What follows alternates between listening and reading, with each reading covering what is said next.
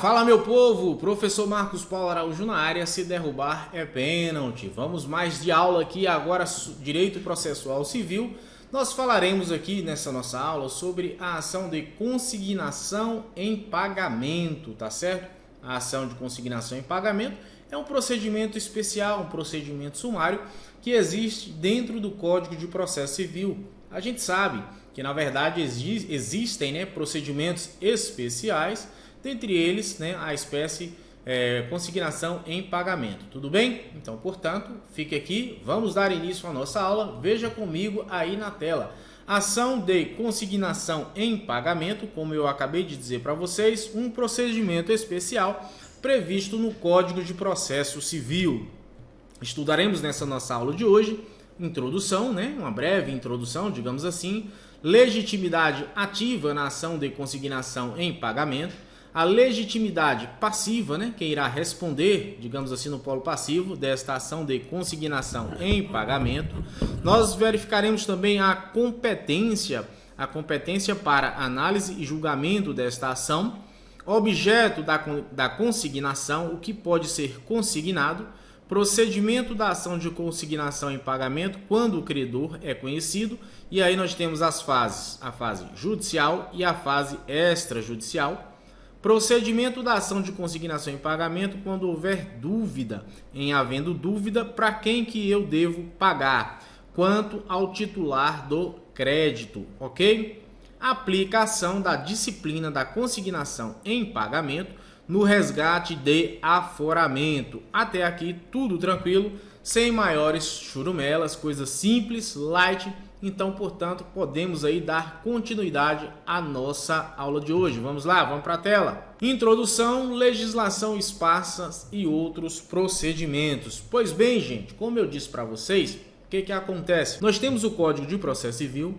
Dentro desse Código de Processo Civil, nós temos os procedimentos especiais. Ok? Ok. De igual modo, nós temos também o procedimento comum, ou procedimento ordinário, digamos assim.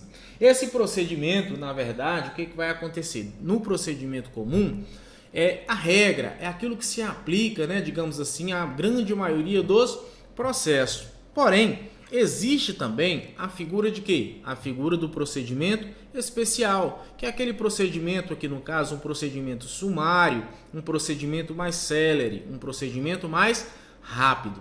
Então, no caso da ação de consignação em pagamento, ele é justamente esse procedimento sumário e sendo um procedimento especial. Vale ressaltar, na verdade, que o artigo 318 do Código de Processo Civil diz para a gente que o procedimento comum, a regra é aplicável à grande maioria das causas.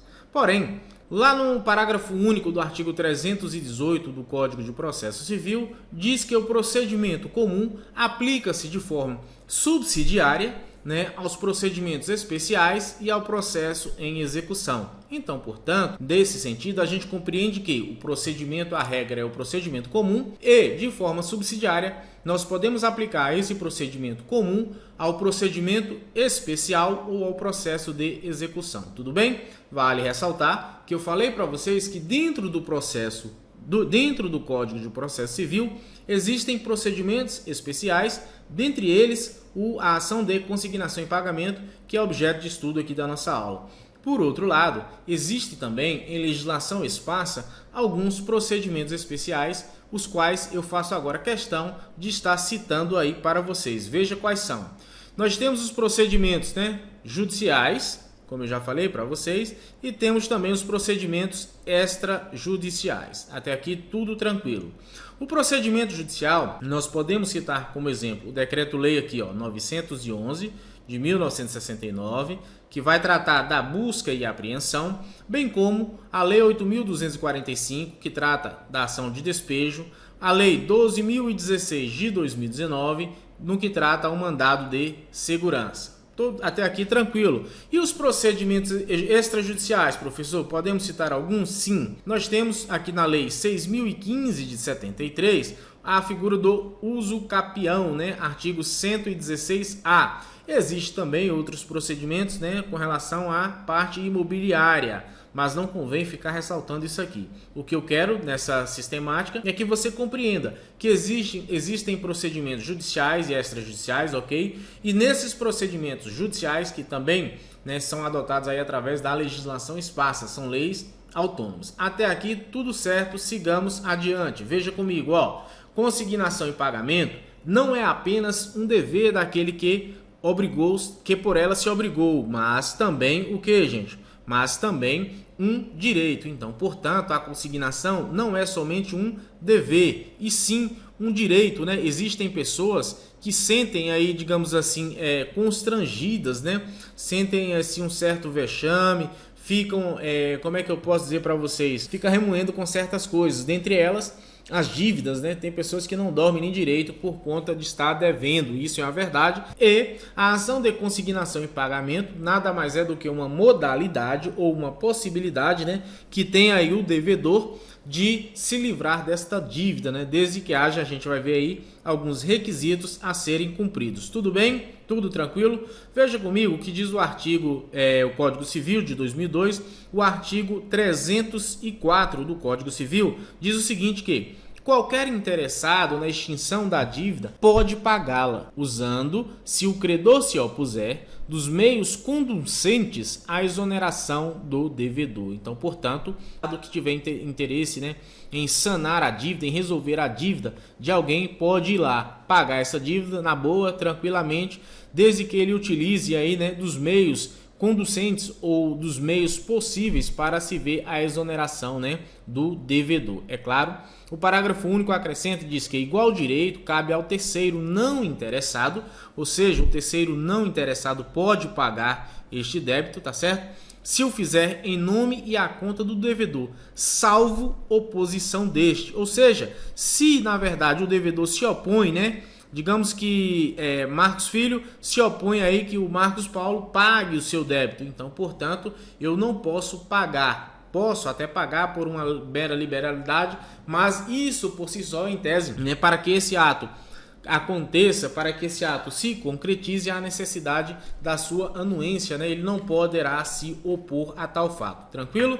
Tudo certo? Então veja, agora, ainda no Código Civil de 2002, nós temos a figura do artigo 334, que diz o seguinte: considera-se pagamento e extingue a obrigação o depósito judicial ou em estabelecimento bancário da coisa devida, nos casos e forma legais. Considera-se pagamento e extingue a obrigação, o depósito judicial, tá certo? Este depósito judicial, na verdade, deve ser realizado aonde, gente? Estabelecimento bancário. Veja que aqui é a fase extrajudicial da coisa devida, nos casos e formas legais. Então, portanto, né, é uma das possibilidades que nós temos, em que, na verdade, o devedor poderá lançar mão aí, digamos assim, se for uma obrigação de dar coisa, né, dinheiro, espécie, na verdade, poderá utilizar-se da rede bancária oficial para estar depositando esse valor, fazendo com que o credor, né, recebendo a intimação ou a citação, para que possa ir lá e pegar esse dinheiro. Tudo bem? É uma das modalidades de consignação em pagamento e é aí a fase extrajudicial, ok? Tranquilo? Hipóteses para consignação ser efetivada. Vejamos quais são as hipóteses. O artigo 335, né, do Código Civil diz o seguinte: a consignação tem lugar, inciso 1º, vamos lá, se o credor não puder ou sem justa causa recusar receber o pagamento ou dar quitação na devida forma. Então, portanto, se o credor não puder ir lá receber, né, obrigação coisível, digamos assim, ou se ele se recusar a receber o pagamento, né, de igual modo, dar quitação na devida forma, aí caberá a ação de consignação em pagamento. Por outro lado, inciso 2º, se o credor não for nem mandar receber a coisa no lugar, tempo e condições devidos, também haverá a possibilidade aí de se fazer o depósito. Inciso 3º, se o credor for incapaz de receber, for desconhecido, declarado ausente ou residir em lugar incerto ou de acesso perigoso ou difícil. Inciso 4º, se ocorrer dívida sobre quem deva legitimamente receber o objeto do pagamento. Inciso 5º, se pender o litígio sobre o objeto do pagamento. Então veja, se o credor, na verdade, ele não pode se deslocar, ele não pode ir até a casa ou o local do pagamento previamente determinado, né, para estar recebendo, digamos assim, um valor. Então, portanto, nesse caso, é um dos motivos aí para que haja a consignação em pagamento. O que não pode, na verdade, é o devedor estando, digamos assim, com o dinheiro e ficar se sujeitando à mora, porque perceba que nesse caso, quem está dando ensejo à mora não é o devedor, ora autor da ação, mas sim o credor, ora réu. Então, nessa condição aqui, há a possibilidade de quê, gente? Há a possibilidade de se efetivar esta consignação, se efetivar esse pagamento. O inciso segundo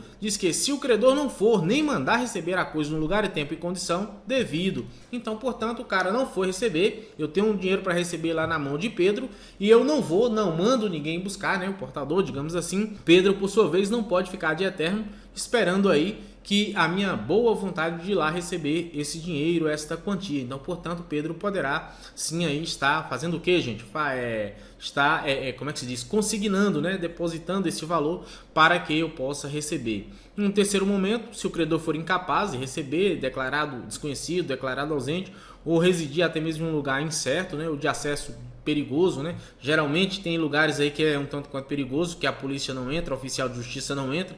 Quem sou eu para ir lá entrar, principalmente para pagar, né? Ou difícil, um local difícil de entrar, digamos assim. Então, nesses casos específicos também, eu posso simplesmente consignar esses valores, né, para poder estar fazendo isso daí. Se ocorrer dúvida sobre quem deva legitimamente receber o objeto do pagamento, esses casos se dá, por exemplo, na questão das seguradoras, né, que muitas vezes tem dúvida para quem pagar o prêmio, quem são os beneficiários, digamos assim. E aí pode ser que ocorra nessa condição, a seguradora enquanto devedora depositar, fazer a consignação em pagamento. Ou, por outro lado, se pender litígio, conforme inciso 5, sobre o objeto do pagamento. Afinal, qual é o objeto do pagamento? Foi em gado? Quais são os gados, né? Se for o caso aí, um animal, se for para a escolha do devedor, né? O que é realmente, o que foi combinado. Então, assim, ou muitas vezes o bem em si envolve um litígio.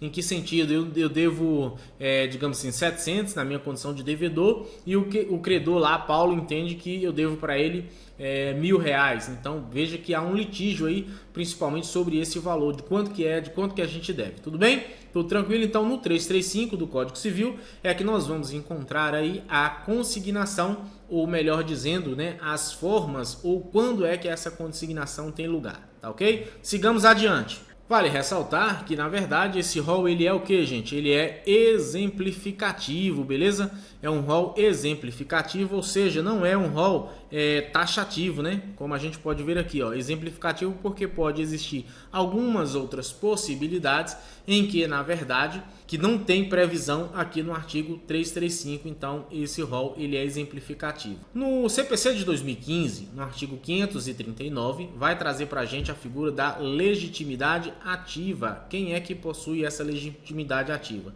Artigo 539 diz que, nos casos previstos em lei, poderá o devedor ou terceiro requerer, com efeito de pagamento, a consignação da quantia ou da coisa devida. Então veja aqui comigo, olha, quem são os legitimados ativos para estar propondo, né, esta ação? O devedor ou o terceiro. Tá aqui, ó. O devedor ou o terceiro são os legitimados ativos para estar efetivando, né, digamos assim, propondo esta ação de consignação em pagamento. Beleza? Por hora, somente isso. Então, nós temos a figura do devedor e a figura do terceiro. Nesse caso aqui, percebo que existe uma pequena diferença. O devedor, ok, todo mundo sabe, né? Deve, não nego, pago quando puder. Opa, não é bem assim, a gente sabe, né? Devedor é aquele que, na verdade, tem o dever de cumprir aquela obrigação, né, direta, digamos assim, vai lá e paga. Eu devo R$1.000, eu devo o meu aluguel, então, portanto, tenho que ir lá e pagar. Mas o terceiro, nós vimos anteriormente ali que tem o terceiro interessado e o terceiro não interessado. Até aqui tudo tranquilo. Quem seria então a figura do terceiro interessado, Marcos?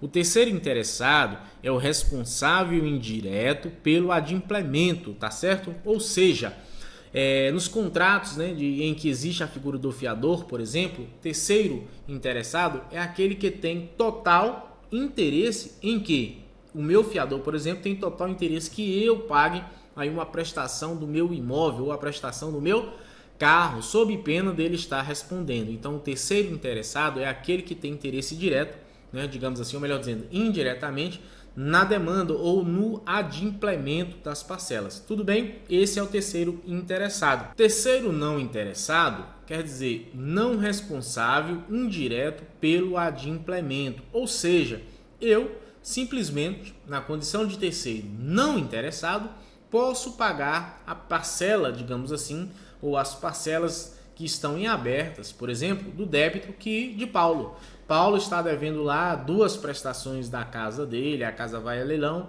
eu me sensibilizo com aquela situação de Paulo e vou lá e faço o pagamento dessas 2 parcelas em aberto, tá? Para que Paulo não perca a casa. Então, portanto, eu sou um terceiro não interessado, eu posso simplesmente ignorar tal situação e a coisa fluir naturalmente, sem que haja necessidade, né, de que eu faça uma intervenção nessa relação jurídica obrigacional, beleza? Então é a figura aí do terceiro não interessado, ok?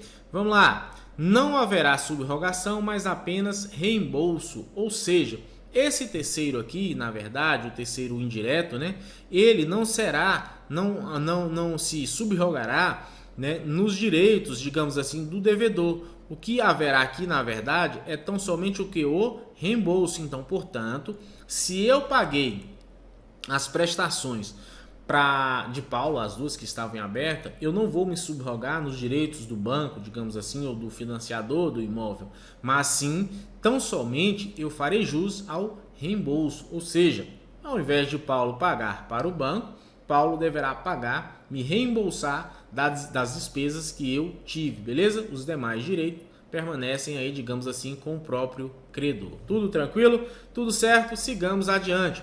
O Código Civil 2002, artigo 308, diz o seguinte: o pagamento ele deve ser feito ao credor ou a quem de direito o represente. Veja que o pagamento, você já viu aquela velha máxima de que em direito, quem paga mal paga 2 vezes. Pois é, isso é verdade. Ou seja, então, portanto, o pagamento deve ser feito para quem, gente? Se ligue, ó. O pagamento deve ser feito ao credor. Não pague errado para não pagar 2 vezes. Ou a quem de direito o represente. Nesse caso, né, geralmente, se for um incapaz, né, se for um tutelado, um curatelado, então, portanto, haverá o seu representante legal, sob pena de só valer depois por ele ratificado. Ou seja, se eu pagar para alguém que não é o credor, nem tampouco represente esse credor, há necessidade de que? De uma ratificação por parte do credor, porque tem que haver a anuência, né, desse daqui, ó. Vai que ele não concorde. E aí, como é que fica a situação? Vai que eu pague lá para Paulo a prestação no valor de R$700. Se Paulo não concordar, ele na condição de credor, né? E assim, se a pessoa que recebeu foi João e João, por exemplo, esse crédito não for ratificado, não for corroborado por Paulo, nem aceito por Paulo, o verdadeiro credor, que seria Paulo, ele não concordou. Então, portanto, nesse caso específico, não haverá eficácia alguma. Em direito, quem paga mal, paga 2 vezes. Veja comigo na tela, dando continuidade. O Código Civil 2002 vai dizer que o artigo 268 diz que, enquanto alguns dos credores solidários não demandarem um devedor comum, a qualquer daqueles poderá este pagar. Ou seja, o que quer dizer isso daqui, Marcos? Existem vários credores solidários, tá certo? Tanto um quanto o outro. Se nenhum deles demandar o devedor simplesmente poderá pagar a um desses credores e se livrar do débito. Por quê? Porque o débito, na verdade, ele é solidário. Os credores são solidários, né? Não que o débito seria solidário, mas os credores são solidários. Eu pagando para um, eu pagaria para todos. Então, portanto, se ninguém me demandou, eu, enquanto devedor, eu vou lá, pago para João, Pedro, Paulo e tudo mais, faço essa consignação e deixo lá que eles se virem para dividir esse dinheiro. Tudo bem? Tudo tranquilo? Vamos lá, então, seguindo. CPC de 2015, artigo 547. Se ocorrer dúvida sobre quem deva legitimamente receber o pagamento, o autor requererá o depósito e a citação dos possíveis titulares do crédito para provarem o seu direito. Então, portanto, aqui é a hipótese em que há uma pluralidade, na verdade, de credores, né? Eu suponho, eu não sei para quem pagar, cara. Né? São várias pessoas, eu não sei quem são os beneficiários desse seguro e como é que eu vou fazer para estar pagando essa galera, né, sob pena de estar perdendo dinheiro ou pagando errado. O que eu faço? Vou lá e promovo a consignação. Por quê? Porque eu tenho dúvida, na verdade, de quem que é o credor. eu tenho dúvida, na verdade, né? Pedro alega que é o dono da casa, eu aluguei um contrato verbal com Pedro e João chega depois e fala que a casa é dele. E aí, eu vou pagar para quem esse aluguel, né? Para João, para Pedro? Como é que eu faço? Conseguindo em pagamento e deixo, na verdade, aí informo ao juízo, peço a citação dos dois, né? Para que esses titulares aí, eles se decidam, né? Ou que o juiz decida lá para saber quem realmente é o credor. Tudo bem? Tudo tranquilo? Sigamos adiante. Falaremos agora sobre a competência, né? A quem compete apreciar esse tipo de ação, tá certo? Competência. Olha o CPC de 2015 aí, artigo 540, diz que requerer-se-á a consignação no lugar do pagamento, cessando para o devedor a data do depósito, os juros, os riscos, salvo se a demanda for julgada improcedente. Então, portanto, sim, a consignação ela será feita onde? No lugar do pagamento, né? Então, se tiver a previsão de que o pagamento será feito na comarca de, digamos assim, lá de Angical, né? Haverá o que? O pagamento tem que ser feito naquela localidade. Se não houver, é claro, a estipulação daquilo que nós chamamos de foro de eleição. Então, requerer-se-á a consignação no lugar do pagamento, onde houver previsão, né? Se for o local do pagamento em Angical, em Santa Maria, em Santana, né? No Rio de Janeiro, São Paulo, enfim, far-se-á, então, a consignação naquele local. E aí, cessará a partir de quando? A partir da data do depósito é que vai cessar os juros e os riscos, tá? Salvo se a demanda for julgar improcedente. Então, portanto, se o autor perde a demanda, nesse caso aí, tanto os juros quanto os riscos, né, eles permanecem e em havendo eles continuarão correndo, os juros de mora, né, e a correção monetária também, desde que se houver o julgamento improcedente desta ação, beleza? Tranquilo? Vamos lá. Olha o Código Civil 2002, artigo 337. O depósito requerer-se-á no lugar do pagamento, cessando tanto que se efetue para o depositante os juros da dívida e os riscos, salvo se for julgado improcedente. Muito parecidos, né? Está dizendo que é o seguinte, o depósito, né, vai suspender aqui, ó, para o depositante os juros da dívida, né? Então, uma vez depositado, tanto os juros quanto os riscos, né, na verdade, eles deixam de existir, desde que a ação ela seja julgada procedente. Se ela for julgada improcedente, os juros, por sua vez, bem como os riscos também, eles permanecerão, eles continuarão. Tudo tranquilo? Tudo certo? Veja bem, competência relativa combatida em preliminar de contestação, ou seja, uma vez notada esta competência, se ela for, digamos assim, a ação for proposta no foro incompetente, caberá à parte contrária alegar isso em sede de preliminar de contestação, tá certo? Abre-se um tópico e aí na preliminar de contestação, né, digamos assim, será mencionado a incompetência do juízo para análise daquela matéria, ok? Tudo bem? Tudo tranquilo? É possível ainda o foro de eleição, tá? A gente sabe que em alguns contratos existem o foro de eleição. Aquele foro, na verdade, em que as partes de comum acordo concordam, né, de que onde que se houver alguma dúvida, se houver qualquer litígio, né, sobre aquele pagamento, isso daí será dirimido, digamos assim, será decidido, será resolvido no foro XYZ, na comarca de Santana, lá em Brasília, no Distrito Federal, em São Paulo, Rio de Janeiro, enfim, as partes podem ser, basta olhar isso daí naqueles contratos que a gente tem, nos contratos de adesão, né, que vem muito nos bancos. Então, portanto, existe um foro de eleição. É óbvio que lá existe a possibilidade, a gente sabe que esses contratos, nesses contratos as cláusulas aí elas são abusivas e que, portanto, né, digamos assim, facilmente são derrubadas e a parte, por se tratar de uma relação de consumo, a parte hipossuficiente poderá propor a ação, né, para discutir esse contrato aí no seu próprio domicílio. Até aqui tudo tranquilo, tudo certo? Pois bem, vamos parar por aqui e vamos dar continuidade na próxima aula, para que a aula não fique muito extensa, tá bom? Eu volto já já, segura aí que é pai bola.